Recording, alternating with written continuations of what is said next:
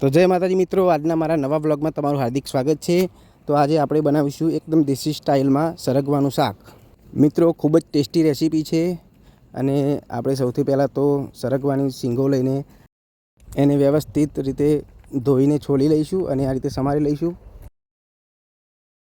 પછી એની જોડે જોડે બટાકાને પણ છોલીને સરસ રીતે સમારી લઈશું।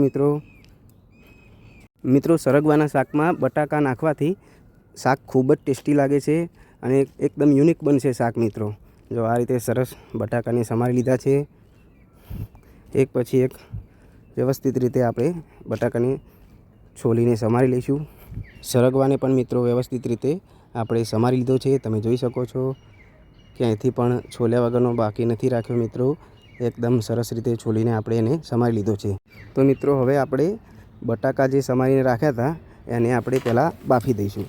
મિત્રો સરગવો સીધો નથી બાફવાનો, પહેલાં બટાકાને બાફવા મૂકી દઈશું, જેથી કરીને સરગવો એકદમ ઓગળી ના જાય અને બટાકા કાચા ના રહી જાય। બાફવા મૂકેલા બટાકા અધ કચરા હોય એટલે આપણે એમાં સરગવો નાખી દઈશું મિત્રો, અને આ રીતે એને વ્યવસ્થિત રીતે મિક્સ કરી દઈશું।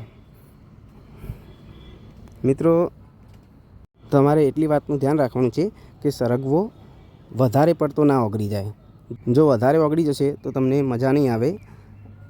આપણે થોડું પાણી એડ કરીશું એમાં પાછળથી। તો મિત્રો સરગવો અને બટાકા સરસ વ્યવસ્થિત માપના બફાઈને રેડી થઈ ગયા છે। આપણે એક બાઉલમાં કાઢી લીધા છે એને, તમે જોઈ શકો છો। જો આપણો બટાકો ચેક કરી લઈએ આપણે, જો વ્યવસ્થિત સરસ ચડી ગયો છે બટાકો, જરાય કાચો નથી રહ્યો।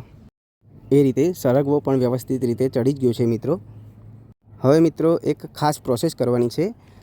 આપણે આશરે 20 થી 30 ગ્રામ જેટલો ચણાનો લોટ લઈને એમાં અડધી વાટકી જેટલું પાણી લઈને આ રીતે મિક્સ કરી લીધો છે, જરાય પણ ગાંઠિયા રહ્યા નથી। અને બીજી બાજુ 8-10 કળી લસણ લઈને એમાં થોડું ટામેટું સમારીને આપણે એમાં મસાલો કરી દઈશું।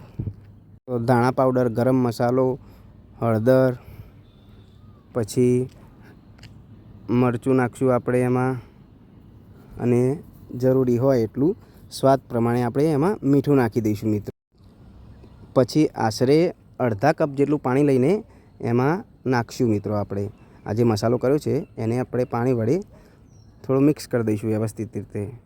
જો તમે જોઈ શકો છો આ રીતે ચમચીની મદદથી આપણે મસાલાને બધો વ્યવસ્થિત રીતે મિક્સ કરી દીધો છે, અને પછી થોડી વાર એને સાઈડમાં મૂકશું। આ જે ચણાનો લોટ આપણે પલાળીને રાખ્યો છે મિત્રો, એમાં આશરે એક મોટી ડબ્બી દહીં એમાં નાખી દઈશું અને સરસ રીતે વ્યવસ્થિત રીતે એને આપણે મિક્સ કરી લઈશું। ચમચીની મદદથી પહેલાં તો ભાગી નાખશું દહીં, એટલે ક્યાંક ચણાના લોટના ગઠ્ઠા રહી ગયા હોય એ પણ મિક્સ થઈ જાય અને દહીં પણ વ્યવસ્થિત રીતે ઓગળી જાય। દહીંમાં થોડું પાણી એડ કરી દઈશું। આપણે થોડું મિત્રો વધારે ગ્રેવીવાળું બનાવવાનું છે, કેમ કે અમારા ઘેર બધાને ગ્રેવીવાળું વધારે ભાવે છે, એટલે આપણે ગ્રેવીવાળું કરીશું। જો આ રીતે ચમચીની મદદથી સરસ દહીં અને ચણાના લોટની સરસ વ્યવસ્થિત મિક્સ કરી દઈશું। અને પછી પાછળથી મિત્રો આપણે ખાસ પ્રોસેસ કરવાની છે કે જે વલોણું આવે, આપણે વલોણાની મદદથી પણ આને બરાબર વલોઈ લઈશું। મિત્રો આ રીતે ચણાના લોટને બરાબર વલોવાથી એમાં જે રહેલી નાની નાની કણીઓ હોય છે લોટની, એ સરસ રીતે વ્યવસ્થિત રીતે ઓગળી જાય છે। તો હવે આપણે વઘાર માટેની તૈયારી કરીશું।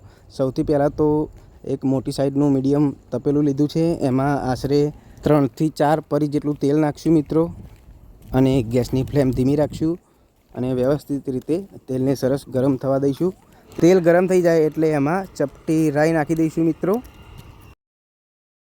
તમે જોઈ શકો છો રાઈ ધીરે ધીરે તતડવા લાગી છે। હવે મિત્રો આપણે એમાં ચપટી હિંગ નાખશું, પછી એમાં 8 થી 10 મીઠા લીમડાના પાંદડા નાખી દઈશું મિત્રો। બહુ જ મસ્ત સ્મેલ આવવા માંડી છે મિત્રો। પછી જે લસણ ટામેટા મસાલાવાળી ગ્રેવી હતી એ આપણે આ વઘારમાં નાખશું અને ધીમા તાપે એને વ્યવસ્થિત રીતે મિક્સ કરતા રહીશું મિત્રો। ગેસની ફ્લેમ એકદમ ધીમી રાખવાની છે, જેથી કરીને આપણો વઘાર નીચે ચોંટી ના જાય તપેલામાં। ખૂબ જ સરસ કલર આવી ગયો છે મિત્રો, તમે જોઈ શકો છો। અને ચમચાની મદદથી ધીરે ધીરે મિક્સ કરતા રહેવાનું છે।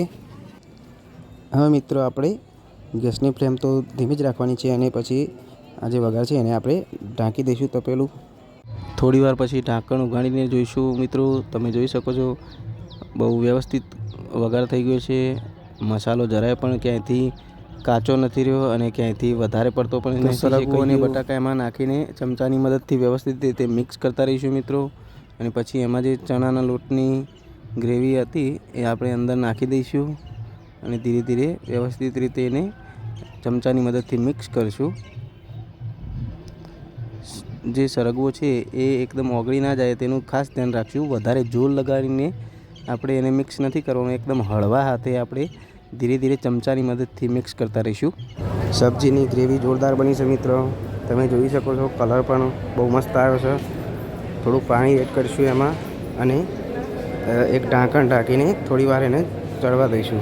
આશરે 5 થી 7 મિનિટ જેટલું ધીમા તાપે ઢાંકણ રાખ્યા પછી ફરીથી એને ઉગાડીને જોઈશું. તમે જોઈ શકો છો સરસ ગ્રેવી ચડી ગઈ છે. વ્યવસ્થિત રીતે વઘાર પણ કમ્પ્લીટ લાગી ગયો છે. તમે જોઈ શકો છો મિત્રો. અને મિત્રો એ વાતનું ધ્યાન રાખવાનું છે કે નીચેથી ગ્રેવી ચોટે નહીં, કેમ કે ચણાનો લોટ આપણે નાખ્યો છે તો વધારે તમે ચડવા દેશો તો ગ્રેવી ચોટશે.